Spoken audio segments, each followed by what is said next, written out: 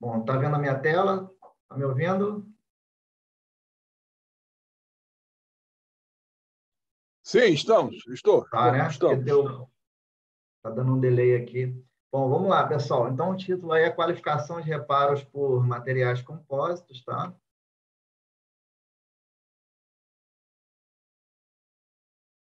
Tá dando um delay grande. O... Pode ser que é porque você esteja usando ambos, tá? Celular mais seu laptop, alguma coisa assim. Não sei, mas... Acho que é isso mesmo. Eu saí do celular, agora melhorou.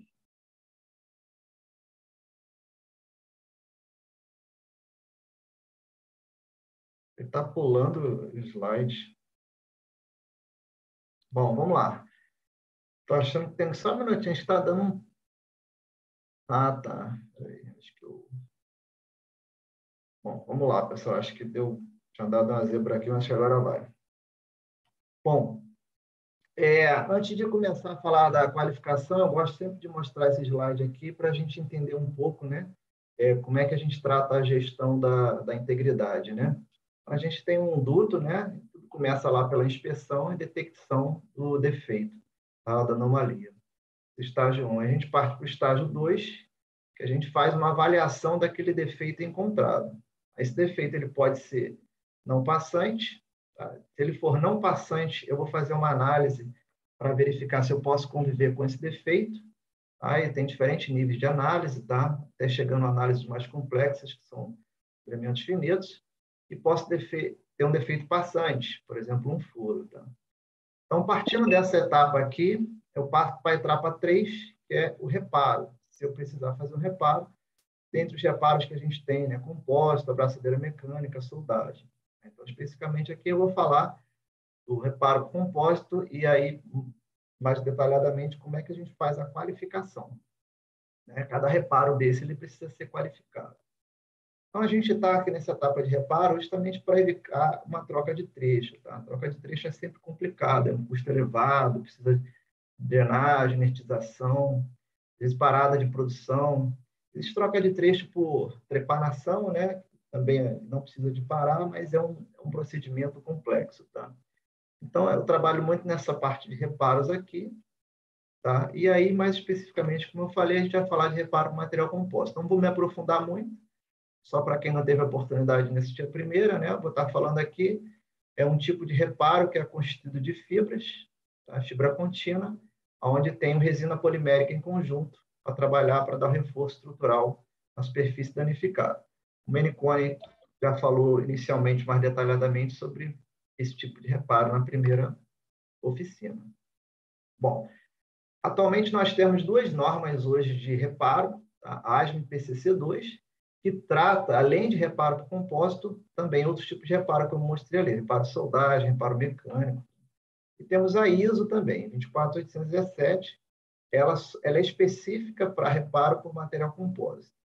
O Brasil, aqui, através da Petrobras, é signatária da ISO na parte de reparos por materiais compósitos. Tá? Ainda não somos no ASME PCC2, mas estamos aí em busca de participar também. Então, na ISO, a gente consegue ter participação mais efetiva em termos de revisão de norma. Tá? Bom, como o colega Paim falou aí, né, eu vou falar hoje de qualificação, depois vai ter a parte de projeto, instalação e inspeção, aí falando para outros colegas. Bom, então, inicialmente, né, para a gente falar de qualificação, a gente precisa entender como é que as normas classificam os tipos de defeitos. O primeiro dele a gente chama de defeito tipo A, que são defeitos não passantes e que não se tornarão passantes, tá? Considerados aí até 80% de perda de espessura. E o segundo é o defeito tipo B, são defeitos passantes ou que se tornarão passantes. Tá? Por exemplo, uma corrosão interna que não foi estancado o processo corrosivo e ela vai se tornar passante no futuro. Então, já considera o defeito tipo B, ou então já ultrapassou o limite do defeito tipo A, que é 80%. Essa caracterização é importante, porque a qualificação é diferente se for defeito tipo A ou defeito tipo B. Isso também vai influenciar lá no projeto e também na inspeção. Então, é importante entender aqui a diferença entre os dois tipos de defeito. Bom, aqui são alguns exemplos, tá? Então, o reparo por compósito, ele pode reparar a perda de espessura localizada, tá? Ou generalizada. Isso é uma das grandes vantagens do compósito, tá? Você fazer grandes áreas, muitas vezes soldagem é um pouco mais complicada. Moça também é um defeito não passante. Você tem moças na solda, aqui na solda longitudinal, tá? Poderia ter na solda também circunferencial, poderia ter fora da solda, que é menos crítica. Tá? E também tem um tipo de moça um pouco mais complexa, que é a moça Brook Kinkden, que chama de buckle. Essa moça aqui é mais complicada para fazer o reparo, mas é possível, mediante uma análise aqui, como é que está o comportamento dessa moça. E tem os defeitos também passantes, que a gente chama tipo B, tá? Que é tubulações com furo. O furo pode estar sem vazamento ou com vazamento. Se tiver com vazamento, aí a gente precisa aí já de resinas que curam na presença de vazamento, né? A gente fala vazamento aqui, são vazamentos pequenos, tá? Não pode ser um vazamento com pressão muito elevada. Bom, aqui é só uma ilustração, tá? Porque quando a gente faz a qualificação do reparo do material compósito, a gente qualifica o sistema, né? É um conjunto de todos os materiais que estão sendo usados no reparo. Então, por exemplo, aqui no defeito não passante tipo A, eu tenho aqui a minha tubulação metálica, uma perda de espessura. Nessa região de perda de espessura, eu coloco a massa de preenchimento. Poderia ser uma moça, por exemplo, também. E nas normas, eles chamam essa massa de low transfer material, tá? Que é responsável por fazer a transferência de carga para o material compósito. Algumas vezes eu posso ter também um primer, tá? Aqui também, junto com adesivo estrutural. Tá? Isso pode acontecer. Geralmente, o primer para reparo, ele às vezes não é colocado por uma região pequena. Se for uma região grande, em que o tratamento de superfície, que vai ser falado depois na parte de instalação, ele precisar de uma proteção para você não ter o problema de oxidação, aí você coloca um primer. Senão, você coloca um adesivo estrutural já na superfície. Você pode também ter uma massa reguladora, que a gente chama de superfície, que é quando você tem muitos pits, muitos problemas, e aí você quer regularizar a superfície. Aí isso aqui, às vezes, é o mesmo produto, tá, pessoal? Às vezes o cinza, o azul e aqui o laranja é o mesmo produto, tá? Isso depende muito de cada fornecedor. Vai ver um pouco mais em outra oficina, quando falar de instalação. E amarelo aqui é o compósito que vem por cima. Então, quando a gente faz a qualificação, é o sistema em conjunto, tá? E a mesma coisa para furo. A diferença é que para furo, aqui na região do furo, tá? É recomendado colocar, não é obrigatório, mas colocar uma chapa colada, tá? Que ela aumenta a rigidez aqui na região do furo e a pressão de falha ela diminui. E outra coisa importante são as classes de reparos, tá? Então, eu falei dos tipos de reparo e tem as classes de reparo. Os tipos, eles são idênticos tanto no ASME quanto na ISO. A classe de reparo já muda, tá? As normas diferenciam. Vocês vão perceber que, ao longo da apresentação, eu vou falar, às vezes, de uma norma ou da outra, tá? As duas são bem aceitas em âmbito internacional, tá? Então, você pode escolher uma determinada norma para qualificar ou a outra. Elas têm muitas similaridades, mas em alguns pontos elas são um pouco diferentes, aí eu vou mostrando ao longo da apresentação. Bom, a ISO, ela trata 3 tipos de classes. A classe, conforme vai aumentando aqui o número, vai ficando mais severo o fluido ao serviço. Aqui eu estou falando de água, dreno. Aqui eu já estou falando de sistemas de combate a incêndio, sistema de alagamento. Aqui a temperatura aumenta, a pressão permanece a mesma. E a classe 3, que aí sim a gente está falando já de hidrocarbonetos, combustíveis, né? A gente está falando já de fluidos perigosos, que a gente chama. Tá? E aí sim a gente qualifica, a gente faz uma bateria de testes aqui para qualificar. Então, na prática, a gente faz a qualificação para a classe 3, porque automaticamente está para 2 e está para 1. Tá? E o ASME, ele já faz 2 tipos de classificação. Ele chama de baixo risco, quando o sistema tem até 10 bar, menor que 50 graus Celsius a temperatura do fluido, e fluido de baixo potencial de risco, tá? Então, não entraria aqui hidrocarboneto. O alto risco é, ao contrário, tudo que não se enquadra aqui, e aí também entra a bateria de teste para qualificar. Então, as duas normas aí a gente está falando do mais elevado nível de classe. Tá? E aí agora a gente vai entrar nos testes de qualificação propriamente ditos. Tá? Aqui eu peguei uma tabela que a primeira parte elas são iguais em todos os aspectos. Tá? Lá no final eu vou mostrar um pouquinho do que o ASME apresenta mais, mas aqui, por enquanto, é o que tem nas duas. Tá? Então, ela é dividida aqui numa primeira parte, que são propriedades mecânicas. Tá? Aqui no meio é um teste de adesão, para a gente verificar como é que é a adesão do compósito com o substrato metálico. Tá? E aqui são testes de performance. Tá? Teste de comportamento. Aí, esses testes aqui são testes mais complexos. A gente vai falar sobre eles também. Tá?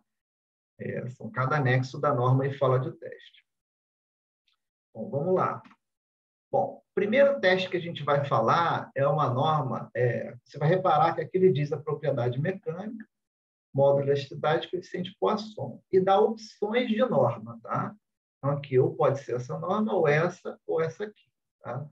Então, eu destaco aqui essa norma, que é uma muito comum, bastante utilizada. Tá? É a primeira norma para caracterizar reparo com material compósito. Tá? E a gente consegue obter 3 propriedades aqui: módulo de elasticidade, coeficiente de Poisson, limite de resistência, na verdade 4, limite de resistência e deformação. Tá? O que está em preto aqui é o que é exigido, obrigatório pela norma, tá? Obrigatório pela qualificação.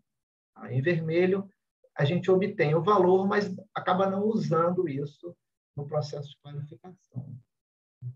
Bom, é um corpo de prova simples, tá? Esse aqui é um material compósito, foi cortado, ele tem essa dimensão aqui.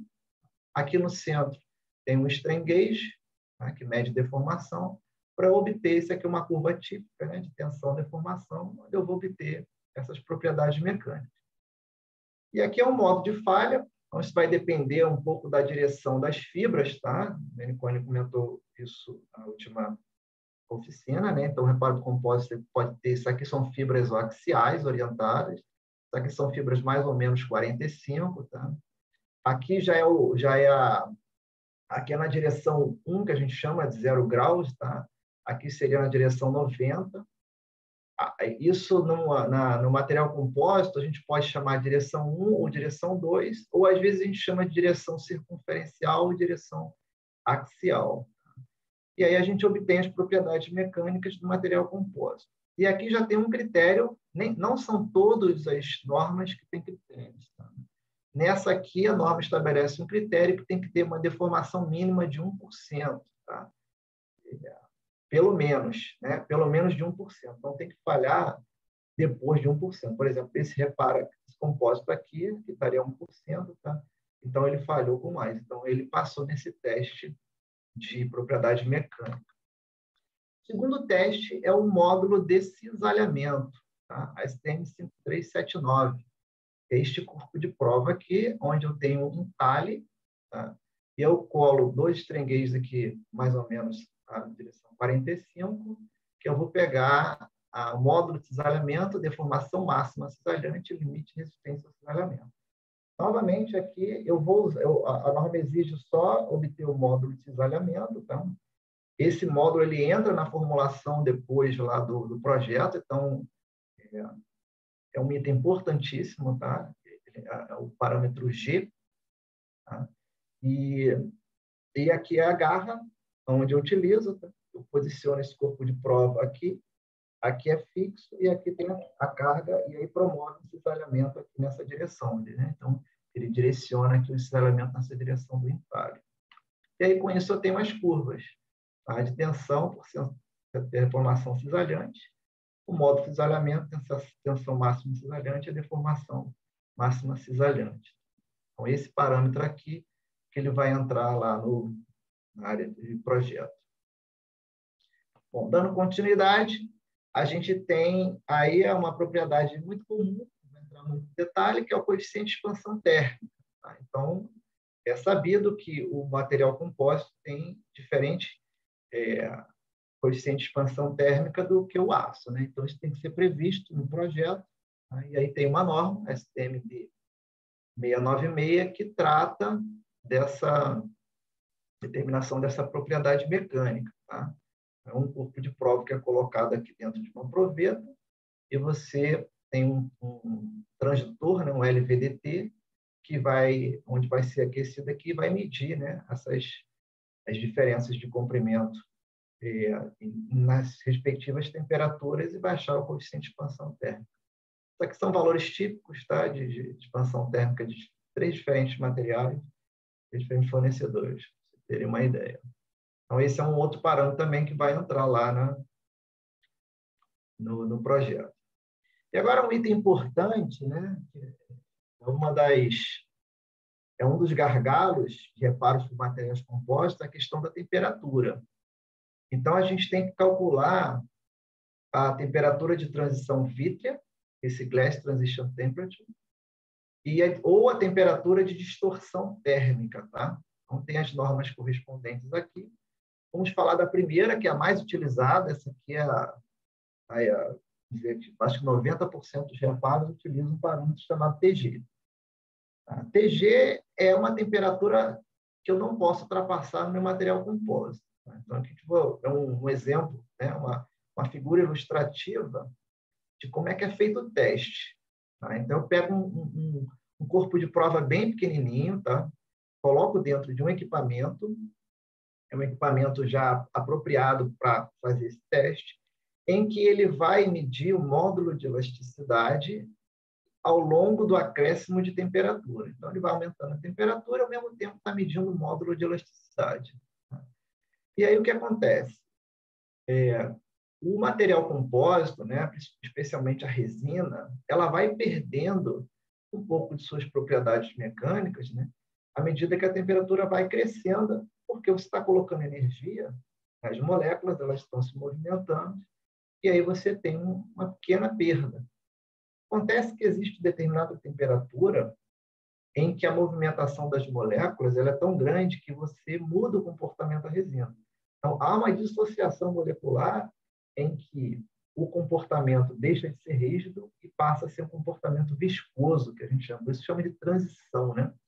É uma transição de comportamento mecânico da resina. E essa temperatura ela se chama TG. Então, a gente precisa estar longe da TG do material. Por quê? Porque a função da resina ela é transferir o carregamento para a fibra.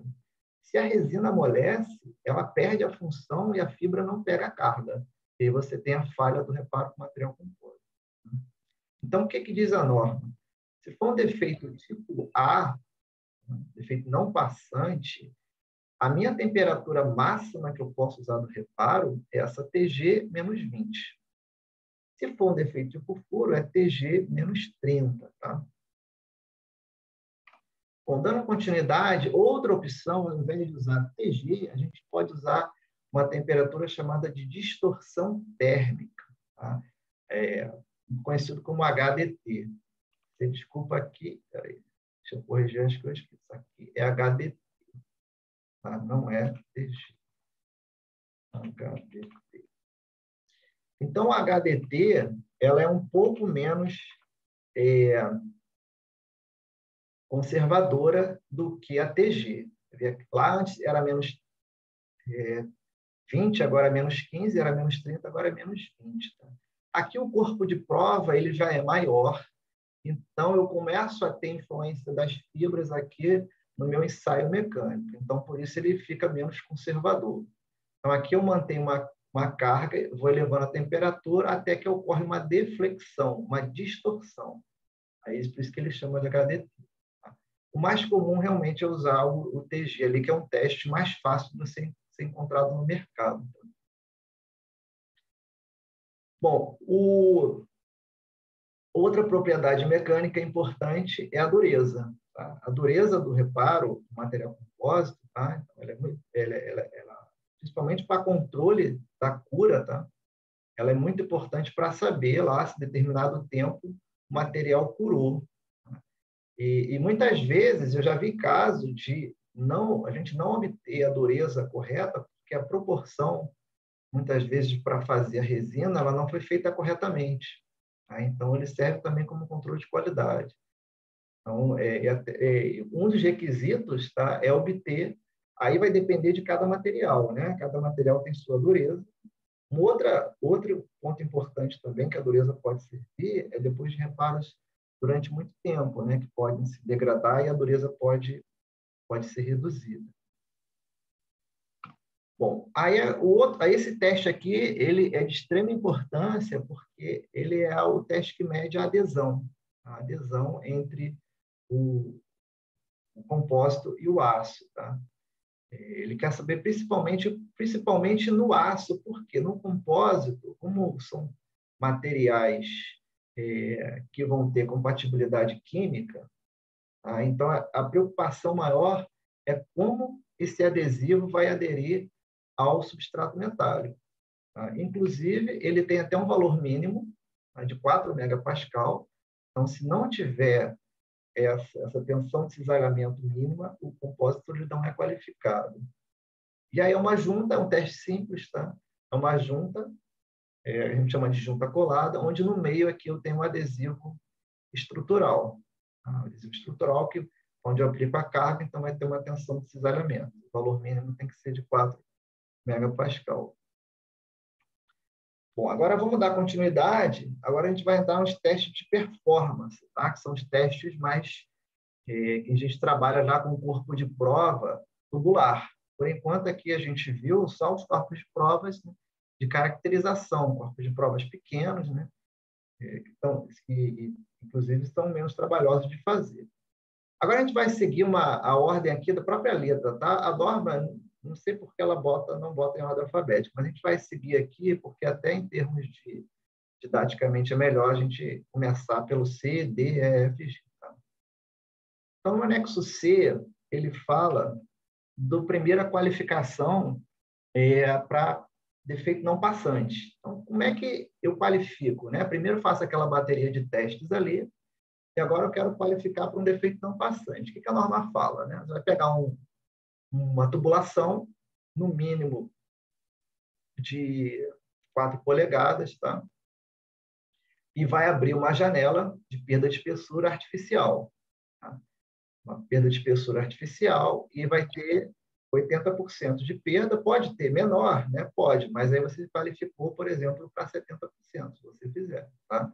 Se fizer 80%, você está qualificando para o máximo. Tá? E aí você vai fazer um reparo, tá? Que aí os detalhes do reparo vocês vão ver mais para frente, tá? Em que a espessura desse reparo é dada por essa fórmula aqui. Tá? Onde isso aqui é um módulo de elasticidade que a gente pegou do compósito, que a gente calculou lá inicialmente.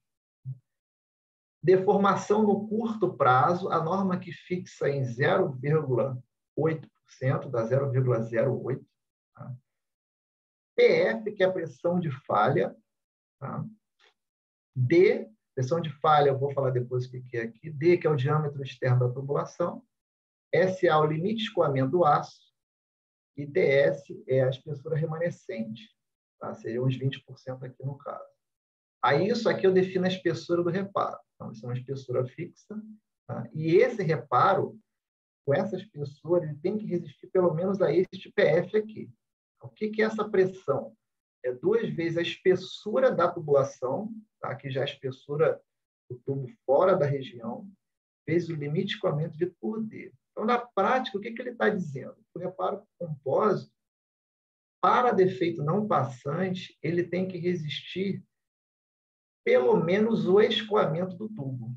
Tá? Então, ele tem que restaurar a integridade do tubo em 100% de escoamento. Isso é um critério para se qualificar. Tá? É um teste severo. Tá? Tem uma foto aqui mostrando um exemplo, né, aqui de uma tubulação que foi usada. Tá? Esse teste aqui, inclusive, foi no CT-DUT, um projeto com a PUC, junto com o professor Freire e o professor Ronaldo, tá? Em que nós tivemos 2 reparos por fibra de vidro e por fibra de carbono. E a pressão de falha ela teria que ser maior ou igual a 153 bar, e ela falhou com 252.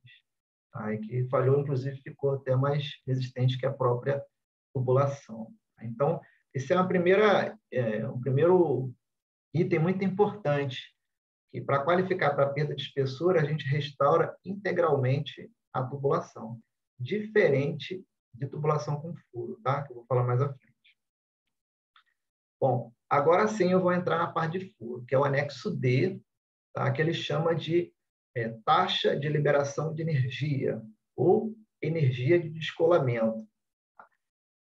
Aí ele já coloca aqui escrito opcional, tá? Por quê? Porque você pode qualificar para perda de espessura e não qualificar para furo, tá? É uma decisão do fornecedor. Tá?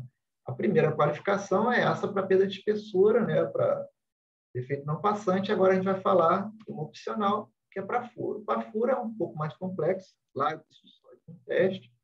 Aqui são 9 corpos de provas tubulares, tá? Com defeitos de 3 com furo de 10, vou fazer furo de 10 milímetros, 3 com furo de 15, 3 com furo de 25. Tá? E aí, com esses, vão ser 9 testes, né? Então, eu vou fazer o reparo aqui, nos 9 tubulações, vou fazer 9 testes. Então, aqui eu vou ter o reparo e vou ter a falha. Tá?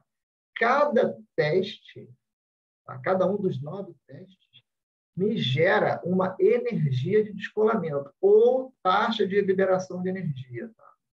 E aí eu calculo, bom, mostrando no próximo slide aqui, existe uma fórmula, tá? Onde eu calculo uma nova propriedade mecânica do sistema de reparo por compósito, que é a energia de descolamento. LCL é Low Confidence Limit, é com limite de confiança de 95%. Como é que ele faz isso? Cada teste desse aqui, cada linha dessa é um teste. Por exemplo, corpo de prova 1 com um furo de 10 milímetros, uma espessura de reparo de 7,2, a pressão de falha deu 16 megapascal. Jogo nessa fórmula aqui, tá? E aí acho a minha energia deste corpo de prova. Então, se a gente olhar para essa fórmula aqui, a gente tem o P, que é a pressão de falha, coeficiente de Poisson, que a gente já achou lá em cima, módulo de velocidade combinado, isso aqui é a raiz quadrada do módulo da direção circunferencial vezes axial, que a gente achou também nas propriedades mecânicas, nos primeiros testes.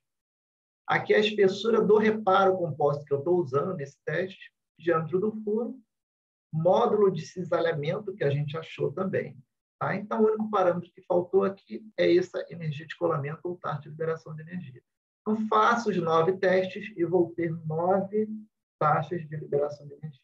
E aí eu faço um trabalho estatístico. Aqui é o meu energia média, coeficiente de variação, e aqui é com 95% de confiança. Então, isso aqui é uma propriedade mecânica do reparo com furo. Tá? Então, isso aqui vocês já começam a ver a diferença de tubulação com perda de espessura. Um outro item importante é que a falha deste reparo tem que ser por delaminação. Aqui, né? Tem que descolar o compósito do aço. Tá? Para justamente caracterizar essa energia, que é isso que ele está medindo. Tá? É como se estivesse propagando aqui no escolamento. Marcelino, você está em que tela? Só para ver se nós estamos acompanhando a mesma tela. Eu estou na tela que tem uma tubulação com para um material composto vazando com uma água.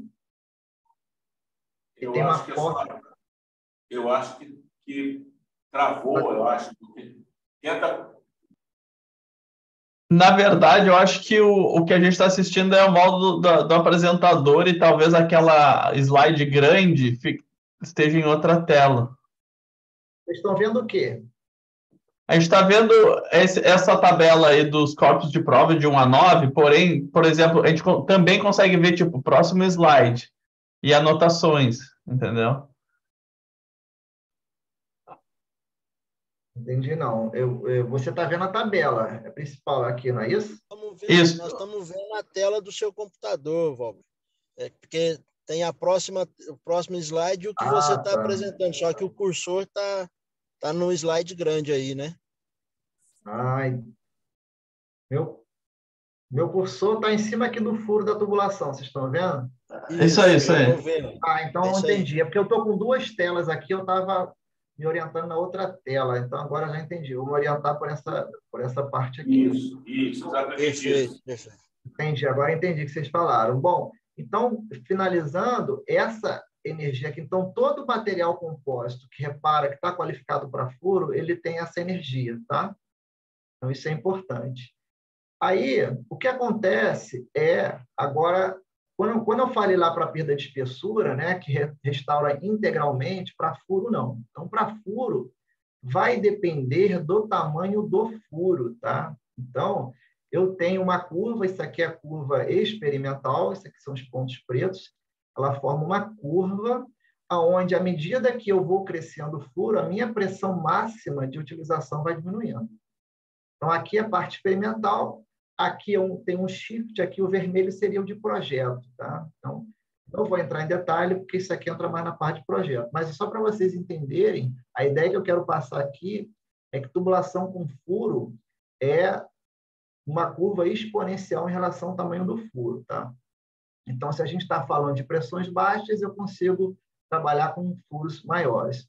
Pressões altas, o furo tem que ser bem pequenininho, tá? Bom, agora nós vamos para uma parte importante, que são os testes de longo prazo, mas são opcionais, tá? Eles são opcionais porque você já qualificou para perda de espessura e você já qualificou para furo. Só que o nível de conservadorismo da norma ele é alto, justamente porque nesses testes anteriores não tem teste de longo prazo. Tá? E aí a norma ela dá uma opção de você fazer testes de longo prazo para você mudar o seu parâmetro. Quando o Paim falar de projetos, vai ficar bem claro. Eu só trouxe um exemplo aqui para vocês entenderem. Tá? Por exemplo, aqui é um exemplo de um projeto de espessura de reparo. Então, eu tenho lá no campo minha pressão, diâmetro, tá? As propriedades do compósito. Então, a espessura do meu material compósito, existe um parâmetro aqui que é deformação, tá? Que se eu não fizer testes de performance de longo prazo, eu vou usar essa fórmula aqui, tá? Onde isso aqui é um fator de temperatura, esse aqui são uma série de deformações tabelados, tanto pela ISO quanto pelo ASME, tá? E aqui é a diferença de coeficiente de dilatação térmica. Então, vou usar essa fórmula aqui. Se eu tiver os valores de deformação com teste de performance, aí eu já uso outra fórmula. Então, o meu projeto do reparo, ele muda se você fizer testes de longo prazo. Na prática, o que significa? Você conhece mais o seu material a longo prazo, a norma te permite ser menos conservador, com isso, você consegue ter reparos com espessuras menores. Tá? Por quê? Porque esse parâmetro aqui, quanto maior o parâmetro de deformação, que é o que você está buscando, menor vai ser a espessura. Então, aqui é um exemplo, tá, de um teste de performance, em que esse parâmetro aqui que eu calculo, que vai entrar aqui na fórmula para achar o EC. Tá? Então, esse parâmetro aqui crescendo, LT é long term, tá? Em longo prazo, eu cresço EC, isso aqui são parâmetros tabelados da norma, tá? Então, quanto maior esse valor, maior o EC, quanto maior o EC, menor a espessura. Essa é a ideia que eu quero passar para vocês. Isso aqui é uma pressão de teste. Então, o que ele vai fazer? Ele vai, quanto maior a pressão que ele botar aqui, tá? Ele vai manter isso. Um dos testes, ele mantém pressurizado durante 1000 horas. Então, se não falhar, então ele achou o parâmetro de deformação a longo prazo. Existe uma outra metodologia, que ao invés de ficar 1000 horas, é um teste de regressão. Aí ele usa tempos diferentes, em função da falha. Não vou entrar em detalhe aqui, porque começa a ficar muito longo, tá? Eu quero mais passar a ideia. E tem teste de regressão de cupons, aí são testes de pequena escala, tá? Existem 3 tipos de testes a longo prazo. Então, o A e B são testes em tubos, tá? O primeiro é de 1000 horas, o segundo são tempos variados e o terceiro são testes de corpos de provas pequenos. Então, com isso, você consegue qualificar o seu compósito e torná-lo menos conservador. Bom, teste de impacto. O teste de impacto é um teste obrigatório, tá? que ele faz o teste de impacto? Ele quer saber como que o compósito, se o compósito é capaz de resistir ao impacto de um pequeno objeto, de uma ferramenta, tá? Essa é a ideia do teste de impacto. Não é um impacto muito grande, tá? As resinas geralmente utilizadas são resinas termofixas, o Meniconi chegou a comentar sobre isso, né? São resinas que tendem a ter um comportamento mais frágil, né? A própria fibra ela tem um comportamento frágil, então não resiste a um impacto muito grande. Ela tem uma tenacidade menor do que o aço. Mas aqui a gente está falando de coisas pequenas. Então, existe um teste em que você vai promover o impacto de um indentador esférico de 12,5 milímetros de uma altura de 1 metro, tá? Numa tubulação com furo. Poderia ser também numa tubulação com perda de espessura, tá? É mais comum o pessoal fazer com furo. Perda de espessura não é tão comum, com furo é mais crítico. Aí, em seguida, eu vou fazer um teste hidrostático, e esse teste hidrostático eu vou achar uma energia, um gama, tá? Como a gente viu aquela tabela lá, e essa energia desse teste aqui, ela tem que ser no mínimo ao valor lá estatístico que eu calculei daqueles 9. Então, essa é uma avaliação obrigatória que tem que ser feita para qualificar o reparo. Então, ele tem que passar nesse teste. Anexo G. Tá? Anexo G é um fator de degradação, tá?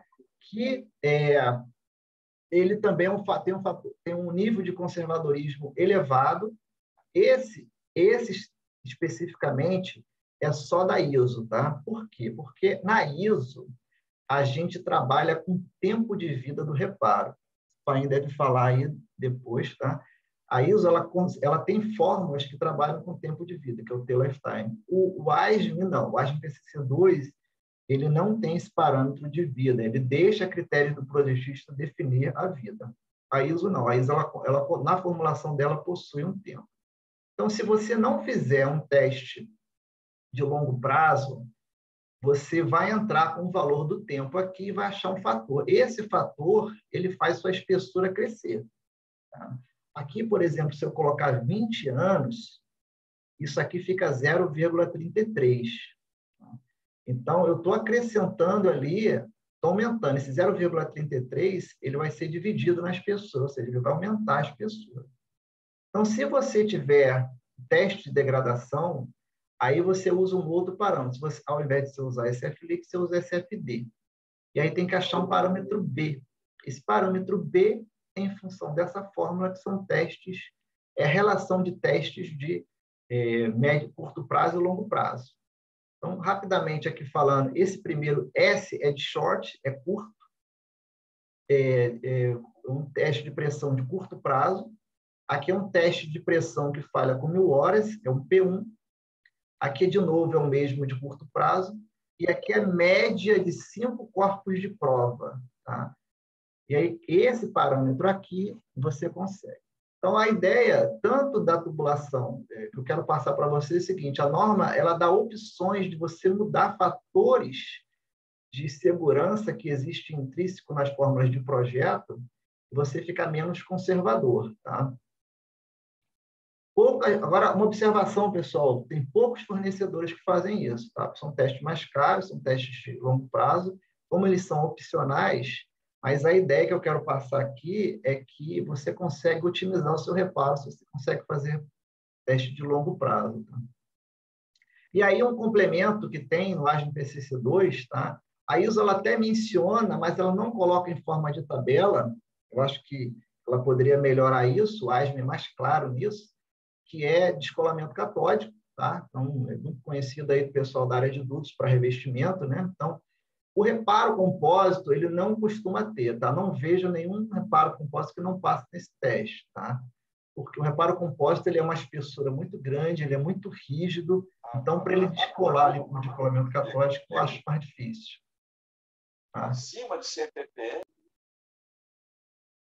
Oi?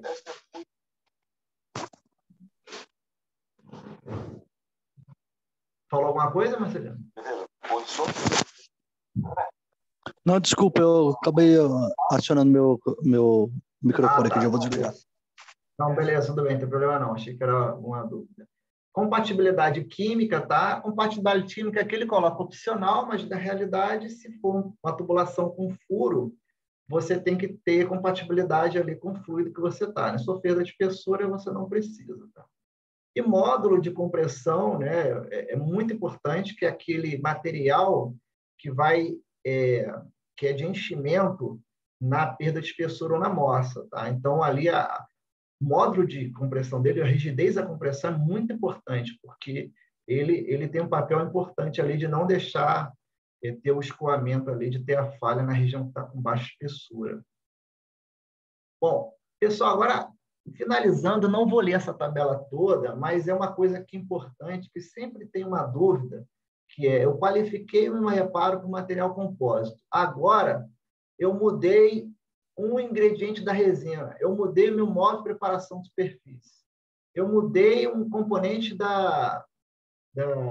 adesivo. Tá? Aí a norma ela explica aqui quais os testes que você precisa fazer para utilizar aquele reparo que já foi qualificado, tendo mudado alguma coisa. Tá?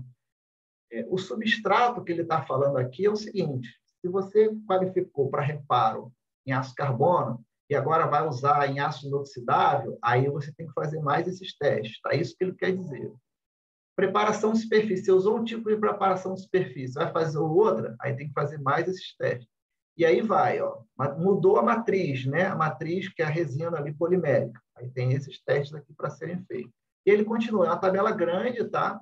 Aonde ele estipula, isso aqui gera muita dúvida, né? Principalmente para o pessoal que qualifica reparo, o que ele precisa mudar, quais testes ele precisa fazer, se ele... Isso é muito comum, né? O material ele vai se desenvolvendo, ele vai melhorando, e aí muitas vezes você não precisa fazer todos os testes, você tem que ver o que você mudou e o que você vai precisar de teste novo. Essa tabela continua, tá? Você pode mudar um tipo de fibra, ó. Ele tem várias opções, né? Que mudando a orientação da fibra, tá? Mudando o adesivo, e aí ele continua, mudando a massa de enchimento que vai dentro da moça. Isso é outra coisa comum. Quando você tem, quanto mais rígida aquela massa ali, melhor o comportamento. Mudando o prime, o método de aplicação, protocolo de cura. E chegando já no final, eu falei sobre qualificação, né? Então são os testes de qualificação. Existe também o quê? A certificação, tá? Aqui é um exemplo, esse é um documento disponível da internet, tá? Esse aqui, por exemplo, é um da ABS. Então, material certificado conforme aqueles testes que foram lá realizados, tá? Então, o que é um certificador? Né? Aquele que tem acreditação no Inmetro para emitir um certificado. Eles chamam, na parte de material compósito, chamam de Type Approval. Tá? Hoje, as empresas geralmente eles pedem essa certificação para participar, fazer os reparos. Tá? E, pessoal, finalizando aí, para deixar um tempo aí para a gente discutir, conversar, termino a minha apresentação.